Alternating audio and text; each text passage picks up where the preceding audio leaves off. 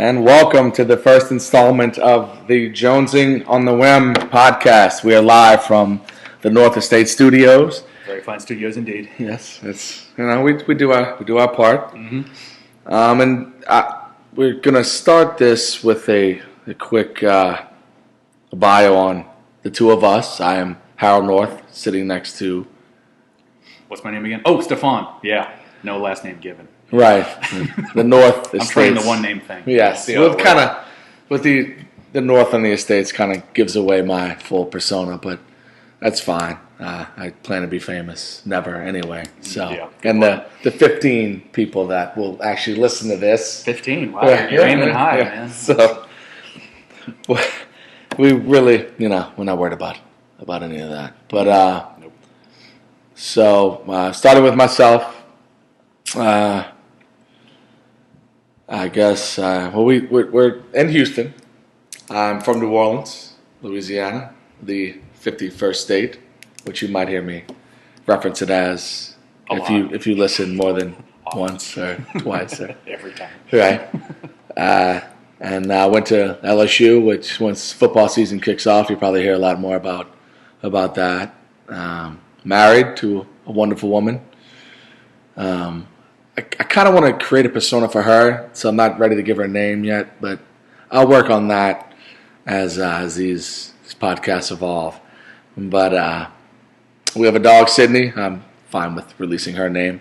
You'll probably hear her once in a while roaming around barking at just about nothing and everything.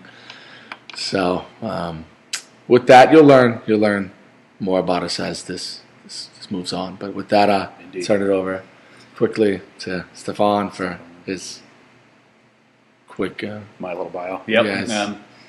From Massachusetts, so I'll admit up front a bias to Boston sports teams.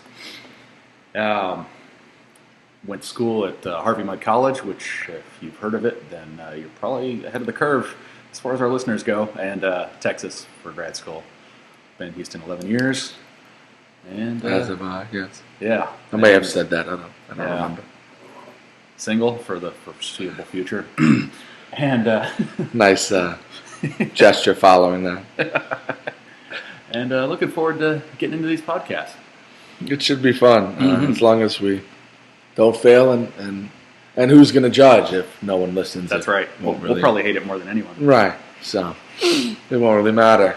But I think with our going forward with this, I'm not sure. We have no real direction. It's just it's better that way. Right.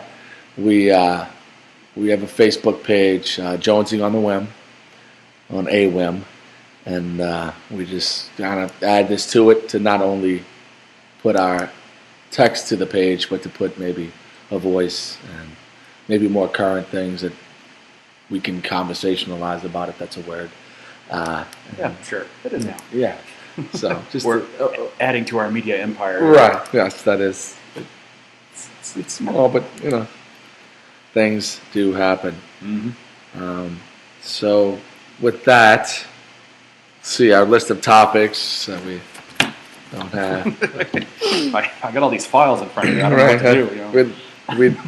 We just got this stuff thrown in front of us, so it's hot off the press. Mm-hmm. But straight. I guess with the most talked about event or happening these days is the Avengers. Yes. And you and I had the pleasure of seeing that a little over a week ago, opening day. Yep. Midday, we had the day off. We were in New Orleans, 51st state. And I think I can speak for both of us. It was wonderful. Oh, yeah. We loved it. And the beauty of the movie is you don't have to see the previous five. The two Iron Men, right?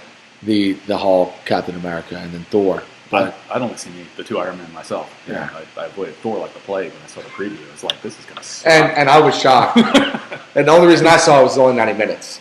So it's kind of my cutoff for something I'm not sure about. If it's 90 minutes, hour and a half, I'll invest the time.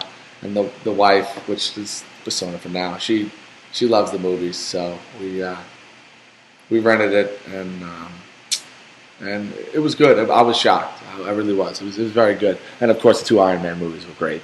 Oh yeah. And I've yet to see Captain America. It's in my queue. And then the Hulk, I haven't seen either. But I think we can both agree that there was a scene in the movie involving the Hulk Yes. that kind of stole the show. Yeah. For both of us. Did not see it coming. No. But It was wonderful. yeah.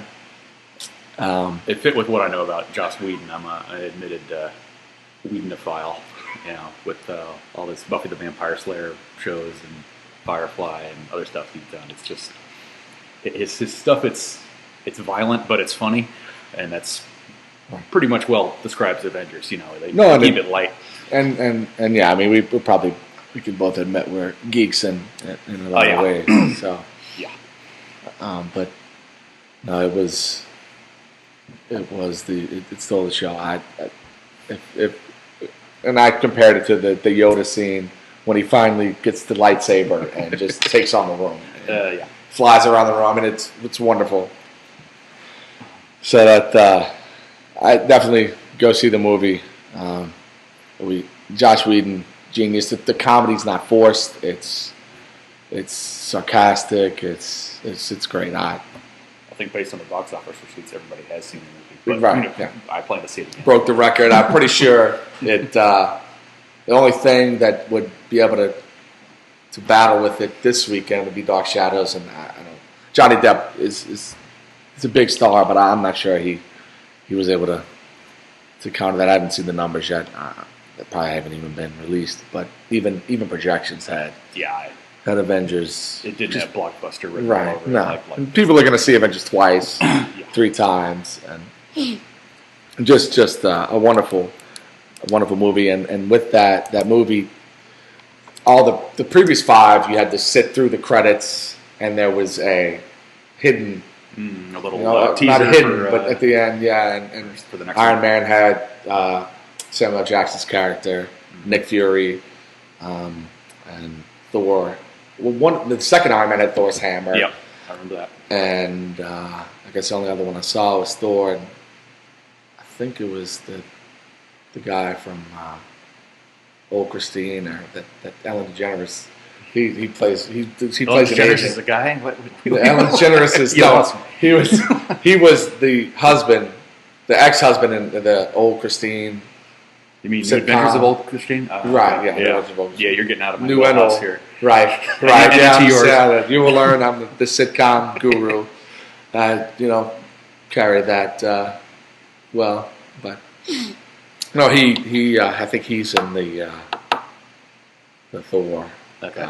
which he plays a bigger role than the Avengers, which we won't delve into that in case the 5 of y'all listening haven't heard that. Right. I haven't seen the movie yet. What are you doing with your lives? Go see the damn movie. Right. So, but there is a teaser with Thanos or something as the villain for the upcoming Avengers 2. But before that, there'll be a second Thor, a second Captain America, and of course a third Iron Man, because it's just Robert Downey Jr. is wonderful, and Don Cheadle as the Black Iron Man. I don't know his character name, but he's wonderful too. He's wonderful, like the browner, lesser white Iron Man. He got his own suit. I don't know why he wasn't in Avengers, but obvious reasons. There were a lot of superheroes needed to be incorporated, and they did. That was another thing. They did that perfectly. It was not too much of one, as much as they were equally incredible. They had their own dilemmas going on, and some of which with each other. And this whole Avengers thing, it's like, in terms of number of movies, it's probably the biggest tie-in ever attempted. And so I think it would be really easy for it to fall into just, explosions and nothing else, but they're getting good actors and they're, making good movies. Yeah. And they're not just big and loud. Right. And they could still bring, Spider-Man back, Wolverine, and maybe not Wolverine, but Spider-Man definitely. Especially with that teaser at the end with this new villain. I think I read that Spider-Man was along with them in fighting the villain, but who knows? There's a new Spider-Man movie coming out. I don't know why you need a remake of it, but Yeah, is this one like a prequel to right, the other Spider-Man? and it's really not. Well, it couldn't be because he got bitten by the spider in the first one, so it's got to be. It's the story all over again, but They're retelling. Yeah, it's rehashed as it seems like he gets spit in the face now with the spider. I don't know. It's really weird. So it's a really mean spider. Right? Yeah. Yeah.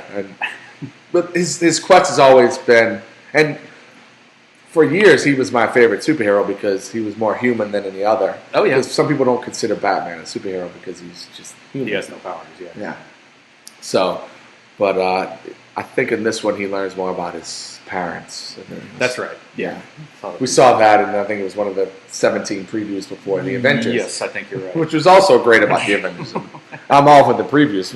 Some people just go to the movie for the previews. Yeah, I was surprised not to see a Dark Knight. Yeah, I think it's preview, but they're because Disney didn't make it. I think. Well, they're doing it virally. They're setting those previews out on the internet, and they're apparently not showing them in theaters as much. Yeah, no, and I'm not sure. Okay, more power to them. Right, and you probably know this. What studio releases the Batman movies on? Because Disney now has the Marvel and the Avengers. Right. I'm not sure who does Who the hell releases Batman? I don't know. I can't. You always want to say Lionsgate or something. Yeah. But I don't know that either. It escapes me right now. Yeah. Something to work on for next. But it's right. But we'll do our homework and figure that out and get back to you. Right. No, you can just Google it. Yeah. While you're listening. Yeah. Why wait a week? Yeah. But if you haven't noticed, we are very highly anticipating that movie. Damn great. That Dark Knight, the last one was incredible. Yeah. The 2 NBA series ended this weekend. Yeah, let's go into things we don't like. Right. But it's not completely fair. No, that's not.